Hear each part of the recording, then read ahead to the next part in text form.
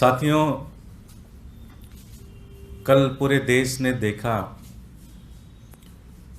कि हमारे देश के पहलवान जिन्होंने भारत माता की मस्तक ऊंचा करने में कोई कसर नहीं छोड़ी, पूरी ज़िंदगी उन्होंने लगाई कि किस तरह से हिंदुस्तान का नाम रोशन किया जाए। कल आपने देखा, पूरे देश ने देखा कि वो हमारी बहनें और हमारी भाई किस तरह से मीडिया से मुखातिब होते हुए उनकी आंखों में आंसू थे, उनके सीने में दर्द था और उसमें से उन पहलवानों ने ये भी कहा कि वो कुश्ती से अलविदा करते हैं। ये बड़े शर्म की बात है, बड़े दुख की बात है कि जब वो मेडल जीत कर आते हैं तो प्रधानमंत्री अपने घर पर उनको बुलाते हैं, उनसे चर्चा करते हैं। मीडिया का पूरा फुटेज प्रधानमंत्री खुद लेना चाहते हैं, लेकिन जब उन बच्चों के साथ, हमारे देश के बेटे बेटियों के साथ जब एक अपमानित घटना की गई तो उसकी एक बेसिक जांच भी नहीं कराई गई। और किस तरह से दिखा कि जो पूरा का पूरा सिस्टम है वो कैसे उन बच्चों को हराने में लगा हुआ था।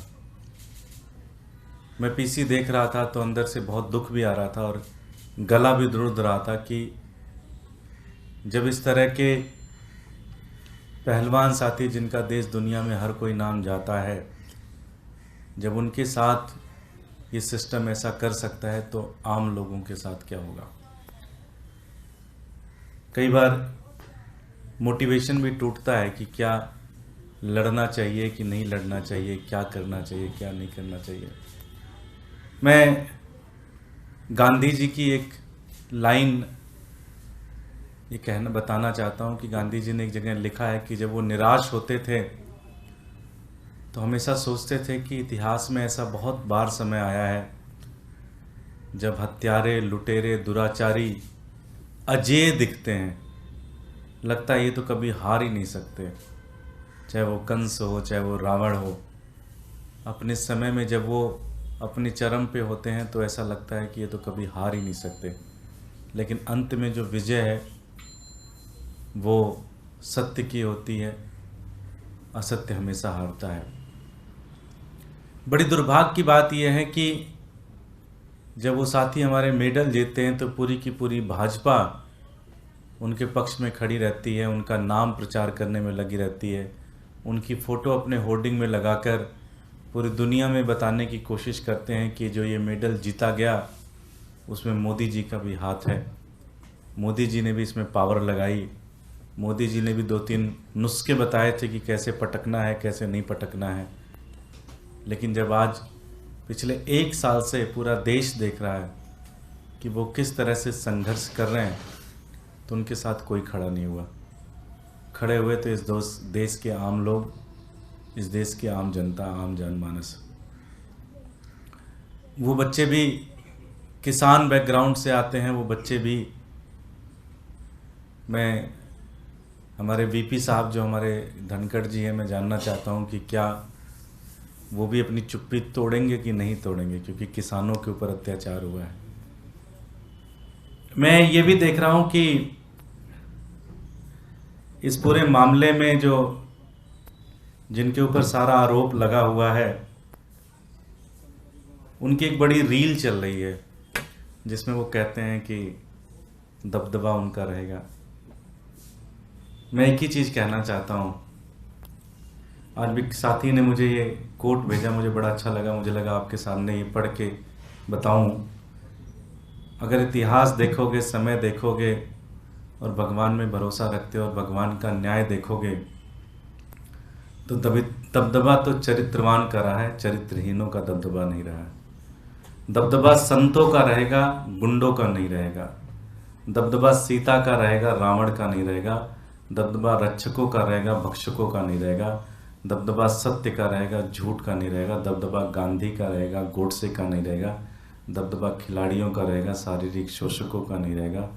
दबदबा साक्षी का रहेगा, ब्रजभूषण का नहीं रहेगा। एक मैं उन साथियों से भी कहना चाहता हूं कि आप हारे ना, हार ना माने। लड़ाई बहुत लंबी है। अंग्रेज़ों को भी हराने में 150 साल लगे, ये तो अभी 2 साल 3 साल की तैयारी है। पूरा देश आपके साथ खड़ा है। इसमें ज़रूर वो एक एसोसिएशन की चुनाव ज़रूर जीते होंगे, भारतीय जनता पार्टी के सहयोग से जीते होंगे, लेकिन भारतीय जनता पार्टी की नैतिक हार ज़रूर हुई है। जब इतिहास लिखा जाएगा तो ये भी लिखा जाएगा कि किस तरह से भारतीय जनता पार्टी एक ऐसे व्यक्ति के साथ खड़ी रही। बहुत बहुत धन्यवाद। कोई प्रश्न? इससे हटकर एक प्रश्न है कि आज इंडिया अलायंस की जो प्रोटेस्ट था वो भी हुआ और काफी सारे ही नेता लगभग पहुंचे थे जो अलायंस में जुड़े हुए हैं, लेकिन कहा यह जा रहा है कि नीतीश कुमार को जो है जिस तरीके की तवज्जो मिलनी चाहिए थी वो न मिलने के कारण नाराजगी थी और राहुल गांधी ने उनसे बात किया। तो क्या इंडिया गठबंधन को बनाने वाले नीतीश कुमार अब आपको ऐसा लगता है कि वो पाला बदल सकते हैं और जेडीयू को ज्यादा उम्मीद है, यानी कि नीतीश कुमार को ज्यादा बड़ा पद मिलना चाहिए? देखिए, मैं जब ये इंडिया अलायंस की बात चर्चा शुरू हुई थी तो मुझे ध्यान है कि अरविंद जी की एक स्टेटमेंट बड़ी याद आती थी। वो कहते थे जैसे जैसे ये इंडिया अलायंस मजबूत होगा, हर दिन एक खबर आएगी कि फला उससे असंतुष्ट, फला उससे असंतुष्ट, फला उससे असंतुष्ट, फला उससे असंतुष्ट। एक पूरी की पूरी टीम लगेगी, एक पूरी का पूरा सिस्टम लगेगा ये दिखाने के लिए कि इनकी आपस में नहीं बन रही है। और आप देखिए, जैसे ही मीटिंग से निकलता है कोई व्यक्ति तो कहते हैं अच्छा वो तो पहले निकल गए, वो बहुत ज़्यादा ही नाराज़ हो रखे हैं, किसी को कुछ नहीं पता। वो आके कह रहे हैं भाई साहब हमें एक काम था, हम उसके लिए जा रहे थे, हमारे पार्टी के जो साथी थे, दूसरे साथी प्रेस कॉन्फ्रेंस में बैठेंगे, लेकिन चला दिया मीडिया ने कि मीटिंग में हुई 3 आदमी नाराज, 4 आदमी नाराज।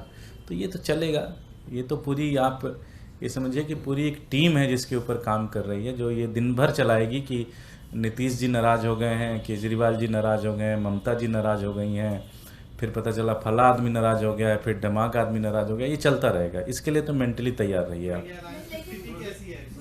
सुनील कुमार पिंटू जो कि नीतीश कुमार के से ही सांसद हैं बिहार से, उनके वो कह रहे हैं कि चाय बिस्कुट की ये बैठक हुई, सीट बंटवारे को नहीं हुई, इसीलिए नीतीश कुमार पीसी में नहीं बैठे थे। वो तो ठीक है, उसका हम इंटरनल चीज़ें तो ज़्यादा नहीं कह सकते, लेकिन मैं कह रहा हूँ इसके ऊपर भी एक पूरी टीम लगेगी जो दिखाने की कोशिश करेगी कि ये लड़ाई आपस में चल रही है। पहली बार इस बैठक सड़क के ऊपर इंडिया अलायंस दिखाई दिया, आपको लगता है कि जो शुरुआत हुई है वो बेहतर नतीजा दे पाएगी? निश्चित रूप से जो देश में पिछले कई महीनों से जो दिख रहा है, कई सालों से जो दिख रहा है, आप देखिए उन्होंने इलेक्शन कमीशन के चुनने में, अगर मैं करेक्ट हूँ तो सीजीआई का एक रोल होता था, सीजीआई की कमेटी होती, 3 लोगों की कमेटी होती थी, उसमें से उन्होंने सीजीआई को हटाने का प्रस्ताव लेके आ गए। इस तरह से मतलब ऐसा होगा कि प्रधानमंत्री जिसको चाहेंगे वो चीफ इलेक्शन कमीशन बनेगा।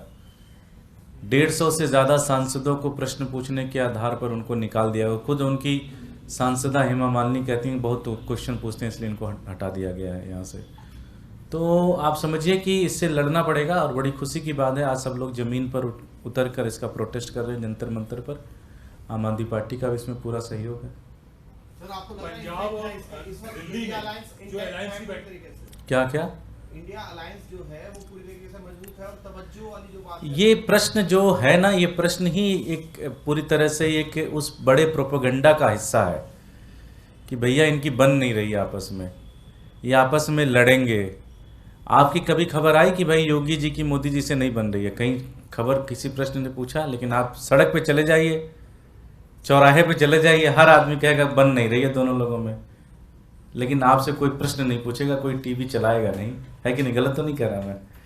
तो ये एक बड़ा प्रोपेगेंडा का हिस्सा है, आप लोग भी इसका हिस्सा ना बने। अच्छा ये बताइए दुर्गेश जी, पंजाब और दिल्ली में बंटवारे को लेकर के? अरे हो जाएगा, काहे इतना परेशान है, सब बता दिया जाएगा। जब बंटवारा होगा, जब सीट उठ होगा, सब बता दिया जाएगा कहाँ क्या करना है क्या नहीं करना। इतना स्ट्रेस मत लीजिए, देश के मुद्दों के ऊपर चर्चा करिए, वो महत्वपूर्ण है। 2 सीट कौन कम लेगा कौन ज़्यादा लेगा वो ज़्यादा फर्क नहीं पड़ता। साक्षी और उन लोगों ने इस्तीफा दे दिया, वो बड़ा मुद्दा है इस देश के लिए। Thank you.